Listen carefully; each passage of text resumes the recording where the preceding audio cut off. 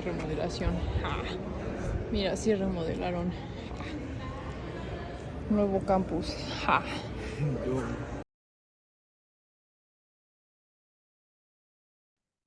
Hola, muy buenas tardes. Nos encontramos en esta nuestra primera edición de el podcast Voces Caminantes, en la cual tenemos el privilegio de contar con el doctor Dejan Mihailovic, que es profesor de la Escuela de Ciencias Sociales y Gobierno del TEC de Monterrey. Y en esta primera entrevista va a ser una introducción a cómo ha sido el proceso de migración que vivió el doctor hace ya algunos años cuando llegó a México. Él es de Serbia y pues me complace mucho presentarlo. Es una persona que yo admiro mucho y que en general es muy querido por la comunidad aquí en el TEC. Entonces, profesor, ¿cómo está el día de hoy? Muy bien, antes que nada, felicidades por este proyecto. Espero que todo salga bien y que mi presencia pues sea una contribución más a que cierren bien el semestre y quehaceres de la materia. Muchas gracias también por el espacio y la confianza de compartir con ustedes una parte de mi historia personal, pero también profesional que tiene que ver con el tema de la migración. Adelante. En esta edición tenemos a mi compañero Arturo Pedro Hernández, que él es estudiante de Derecho y Relaciones Internacionales de la Escuela de Ciencias Sociales y Gobierno del TEC de Monterrey. Y en esta ocasión él va a empezar bueno, lo que queremos saber es que nos cuente un poquito de cómo ha sido, cómo fue su proceso de migración hacia México. Y pues primero, ¿por qué no empezamos con por qué México?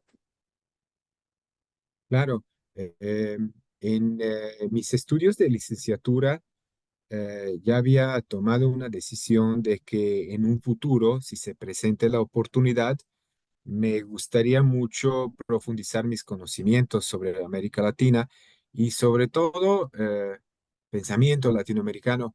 Entonces me acerqué muchísimo a un profesor que fue una especie de mi guía espiritual por ahí en el segundo o tercer semestre. Me encantaban sus clases, la manera de cómo las impartía, su erudición, su estilo.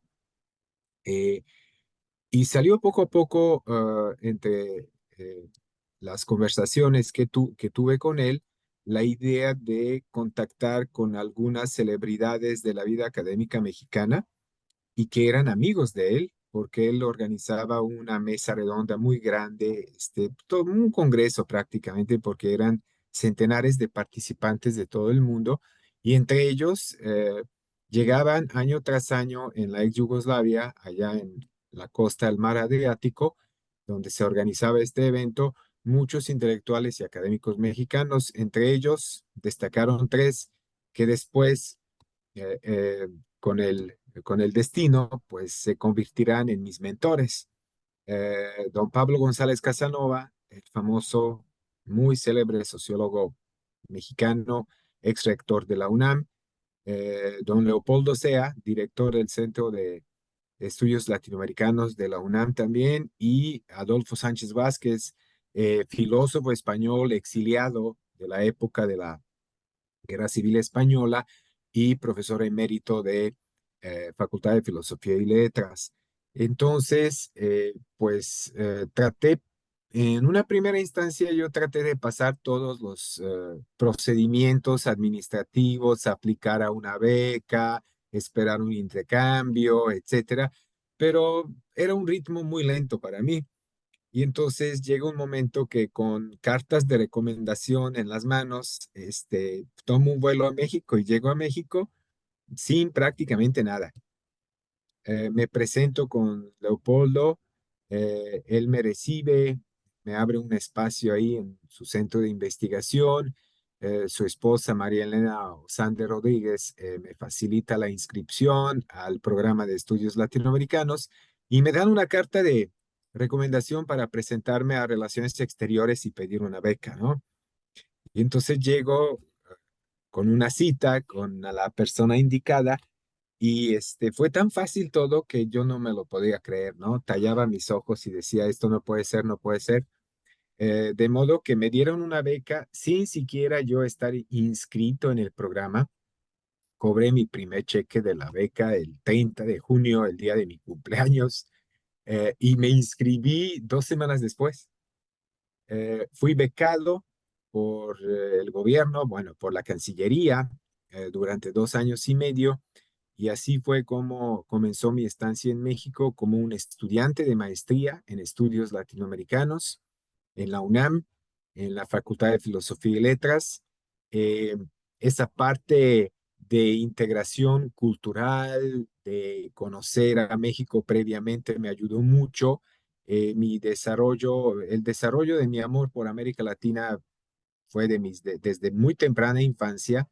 Me fascinó el mundo de los aztecas, incas, mayas, ¿no? La cultura, literatura, música, cine, historia, artes plásticas, de modo que cuando llegué a la facultad, todos esos conocimientos me sirvieron para realmente hacer un proyecto de vida, ¿no? Trasladarme a América Latina, México sobre todo, o sea, porque era mi único objetivo, quedarme, terminar mis estudios de maestría y regresar a mi país, porque la idea no era emigrar y quedarme, ¿no? En el país del destino. Pero en el Inter pasaron muchas cosas a nivel personal y bueno, hay cosas que uno no puede controlar, ¿no? Hay muchas otras cosas que están en manos o de otras personas o de este ser superior que está por ahí. Bueno, profesor, sí, sabemos que los migrantes en este caso enfrentan numerosos desafíos al llegar a México.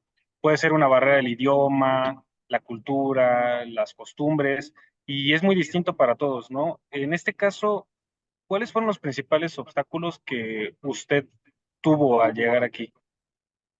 Bueno, yo entré con una visa de turista y obviamente cuando ya terminé con el proceso de inscripción y con este objetivo de quedarme en mi calidad de estudiante, pues tienes que cambiar el estatus migratorio, ¿no? Y esto es, son los años 90, principios de los años 90. Yo llegué en el mes de mayo 1990 y esto implicó muy tediosos y muy burocratizados trámites donde prácticamente llegó una época que yo me iba todos los días a gobernación para seguir con este trámite, ¿no? Incluso puedo decir que como tenía un modesto conocimiento del idioma español, esto no fue una barrera. Me imagino que en muchos otros casos el idioma es, es el principal obstáculo, ¿no? Te topas con la pared, ¿no? Que es el idioma y si no lo hablas, no lo dominas y tampoco eres bueno en una lengua franca tipo inglés, francés o qué sé yo, prácticamente estás condenado a permanecer aislado y esperando que alguien te ayude, ¿no? En aquel entonces, pues los trámites eran, yo creo que mucho más engorrosos que ahora. Contemplaban juntar muchas constancias, papeles, fotografías, huellas dactilares, señas particulares. Recuerdo a veces con cierto entusiasmo que yo estaba tratando de llenar todos estos formatos y de repente tienes un apartado que dice mentón, ovalado, ojos, cafés, color de piel, no sé qué, religión, ¿no? Este, ¿Qué otra cosa? Señas particulares, o sea, el Estado se metía con todo, ¿no? Incluso por ahí nos obligaban a colocar el apellido materno. eh, en mi cultura o en mi país no usamos el apellido materno, pero allá forzosamente tenía que poner el apellido de mi madre, aunque yo no lo tengo oficialmente como parte de mi nombre. Y esto después me ocasionó muchísimos problemas porque a la hora de nacionalizarme, firmar mi carta de naturalización, etcétera, esto me causó muchos problemas en los bancos, en todos los trámites oficiales, ¿no? Para borrar esa parte que apareció desde un principio y después no figuró en ningún documento mío. Pero ya para terminar de contestar esta pregunta de ustedes, eh, mi, mi traslado en gran parte, cuando cambias de lugar, ¿no? Sales de tu país, lo que va a definir todo el proceso es el motivo por el que saliste.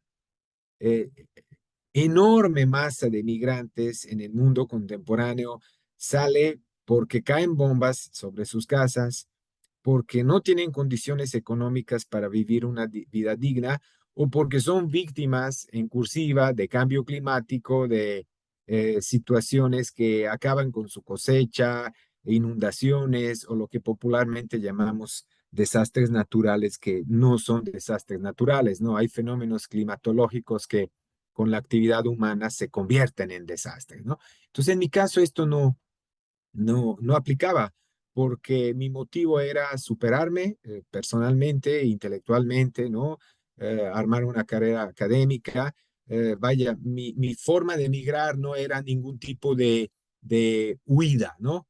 De una guerra o de un desastre natural o de una situación económica miserable y cosas así. Y yo creo que eso en gran parte facilitó la buena inserción que tuve y esa forma de acoplarme que no me costó prácticamente nada, ¿no? Porque desde un principio conocía lo suficiente de la mentalidad de los latinoamericanos, de la cultura mexicana. Por supuesto que no dominas todo, ¿no?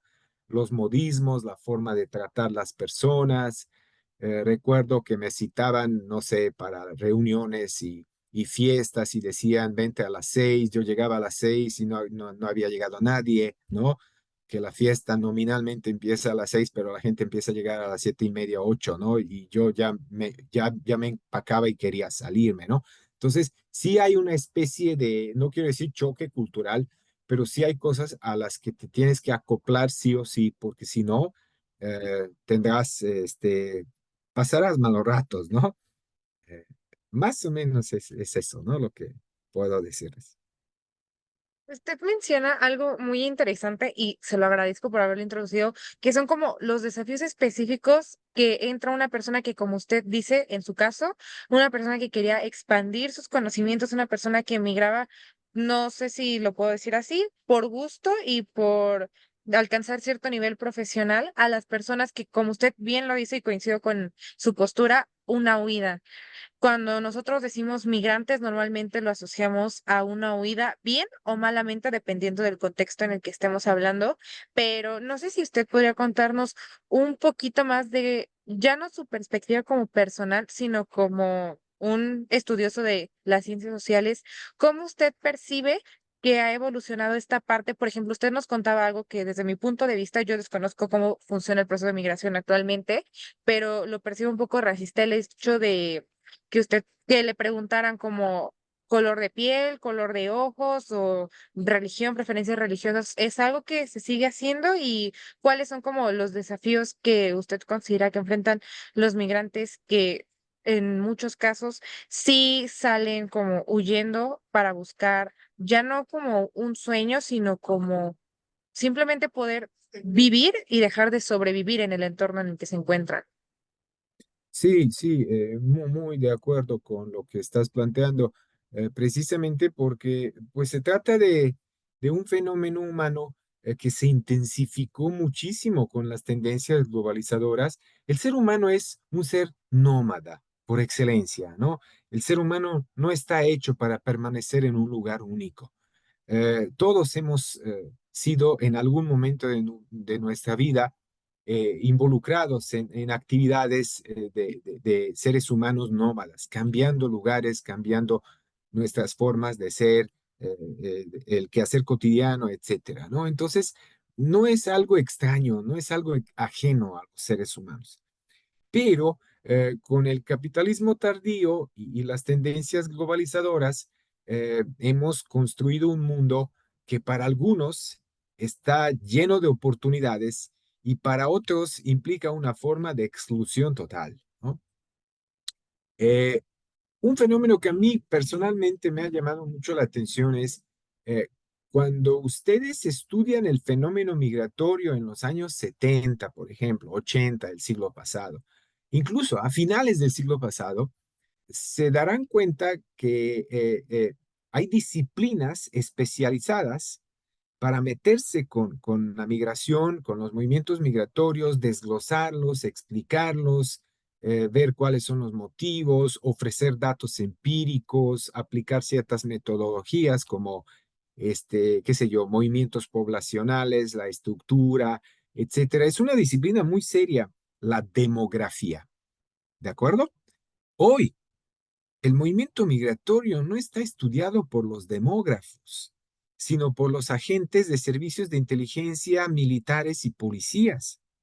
Es decir, eh, la migración dejó de ser el objeto de estudio de la demografía y se convirtió en un asunto de seguridad nacional, ¿no? Incluso ese proceso de criminalización de los migrantes es algo que tenemos que volver a pensar y reformular para ver qué es lo que nos ha sucedido como humanidad, ¿no?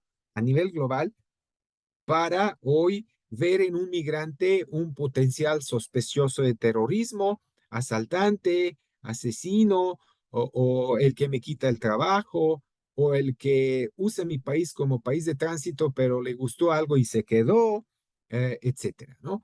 Entonces, ha habido muchísimos cambios y el movimiento migratorio, el proceso mismo que tiene que ver, muchos procesos mismos que tienen que ver con este fenómeno, son estudiados por muchísimas disciplinas y se les dan muchos enfoques, pero lo que prevalece, lo que predomina es esa sensación de que se trata de un fenómeno negativo, dañino, ¿no? Sobre todo estigmatizando a los migrantes como objetos extraños que vienen, vete tú a saber de dónde, que tienen conductas sospechosas y que pueden descomponer, ¿no? La tranquilidad y el orden del país receptor. Eh, Eso es lo que podría decir y que ustedes saben que migración no es mi objeto de estudio, no soy especialista en este tema, pero siendo migrante e inmigrado, ¿no? Puedo compartir mi experiencia y puedo enfatizar lo que es el asunto que más me interesa, que es el enfoque geopolítico, ¿no? Del tema migratorio. Pues coincidimos en la mayoría de las cosas que nos dicen, de no decir que en todas. Estoy de acuerdo que se ha estigmatizado mucho la migración y personalmente creo que es una disciplina que se tendría que abordar no como el contenido de una materia, si hablamos académicamente, sino propiamente como una materia Claro. en sí. Ya estamos llegando a la última parte de esta entrevista. La verdad es que estamos muy contentos. Abordó muchas preguntas que teníamos en una historia muy cortita y creo que eso lo hizo un poquito más rápida y dinámica. Pero aquí tenemos que, no podemos dejarlo ir sin preguntarle algo antes de finalizar. Sí, bueno, espero me escuche. Voy a hablar desde el audio de Galli. Pues ya Sí, como nos ha dicho y pues también si se investiga esto, sabemos que México es un paso pues importante de migrantes a nivel internacional y eso pues genera que te haya distintas experiencias según la persona que viene a este país, ya dependiendo, como usted dijo, sus objetivos. Pero yo le quiero hacer una pregunta un poco quizás más personal. Si usted pudiera volver en el tiempo sabiendo todo lo que iba a vivir aquí, ¿volvería a venir a México o pensaría en otro país distinto para igual objetivos similares, pero pues quizás una experiencia distinta? Nos gustaría saberlo.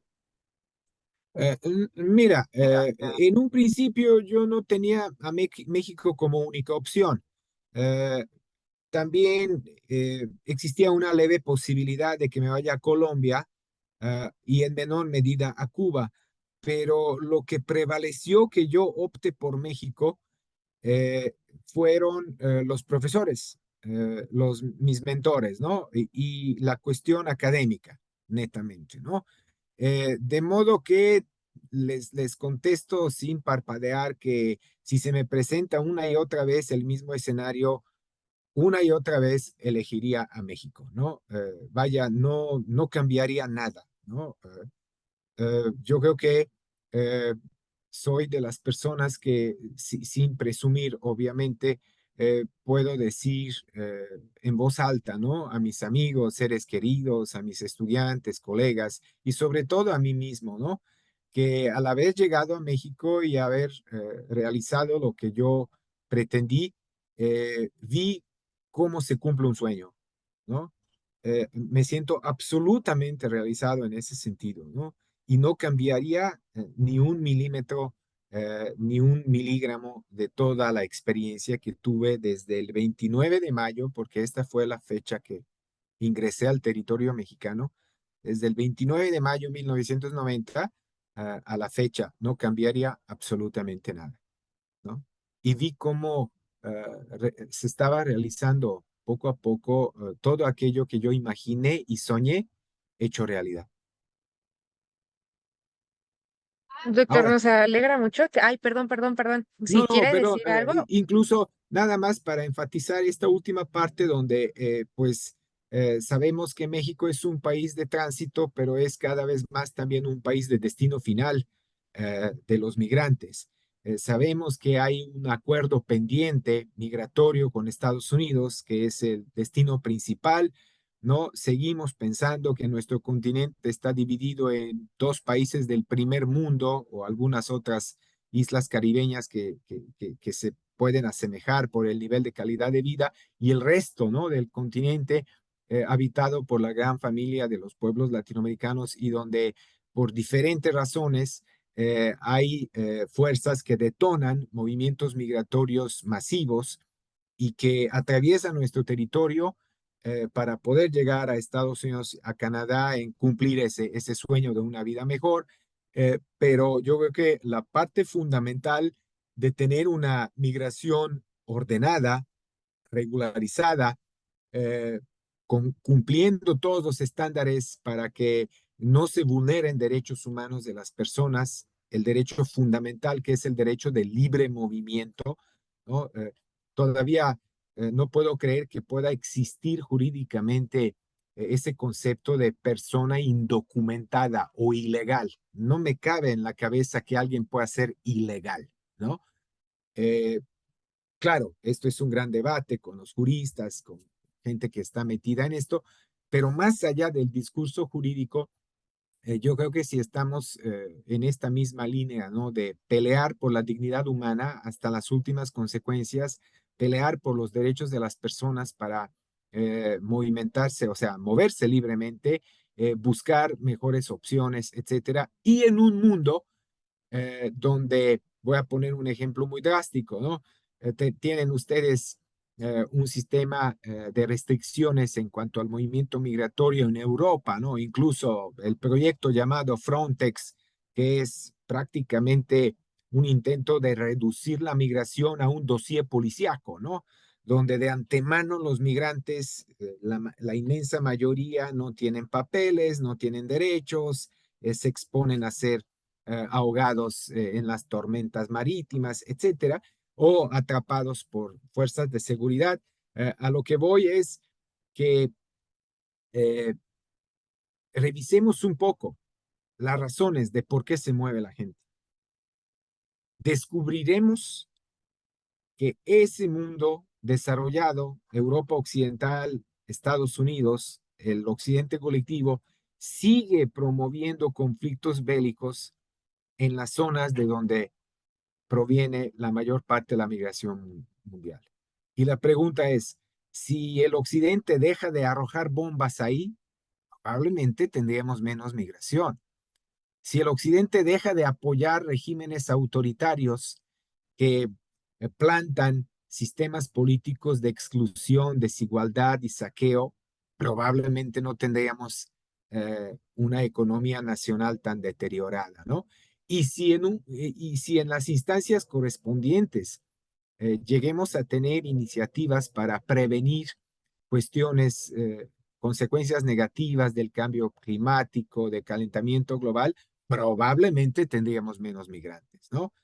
Dicho de una manera muy sencilla, si tú levantas el embargo económico y las sanciones brutales a Venezuela, no es que van a dejar de salir de Venezuela, pero habrá algún cambio, ¿no?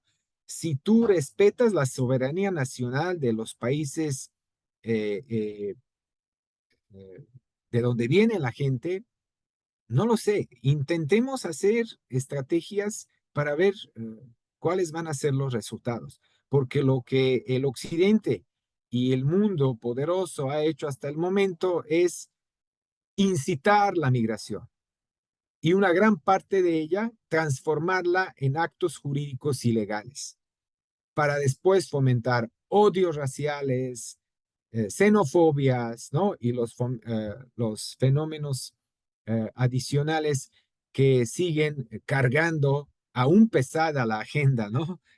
Del debate político, sea nacional o internacional. Quería enfatizar esto porque México, yo espero que México en un futuro no tan lejano, eh,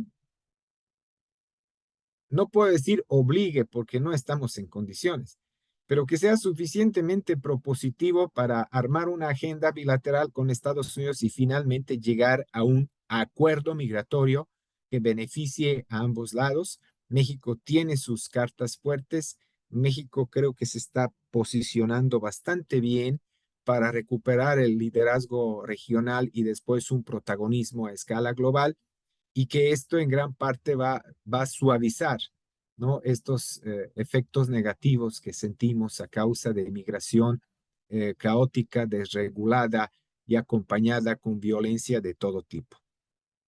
Perdón si me extendí, pero eso es lo que quería decir.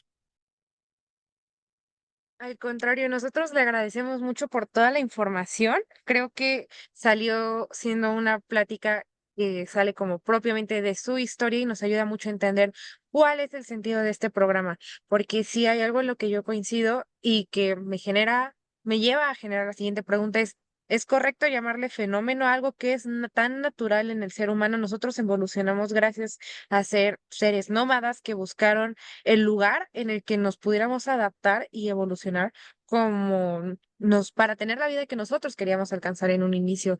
Pero creo que fue un programa muy fructífero para iniciar lo que será nuestro siguiente proyecto. Le agradecemos mucho su tiempo y el espacio. Para los que no sabían, se nos olvidó mencionarlo, el doctor está con nosotros desde su natal Serbia, porque ahorita se encuentra en una gira artística por Europa. Entonces, nosotros nos sentimos muy agradecidos y muy contentos de que nos haya abierto un espacio en su agenda. Y sin más, nos despedimos. Para mí fue un placer conducir este primer episodio. Soy Haji. Arturo nos acompaña por la otra parte y el profesor Dejan. Esperamos se haya divertido con nosotros y nos gustó mucho este intercambio de ideas y de opiniones. Les agradezco a ambos, tanto a ti, Jaye, como a Arturo, por el esfuerzo que están haciendo y les deseo mucho éxito en un futuro de este proyecto. Eh, Felicidades. Muchas gracias Gracias. y gracias a todos los que nos escucharon.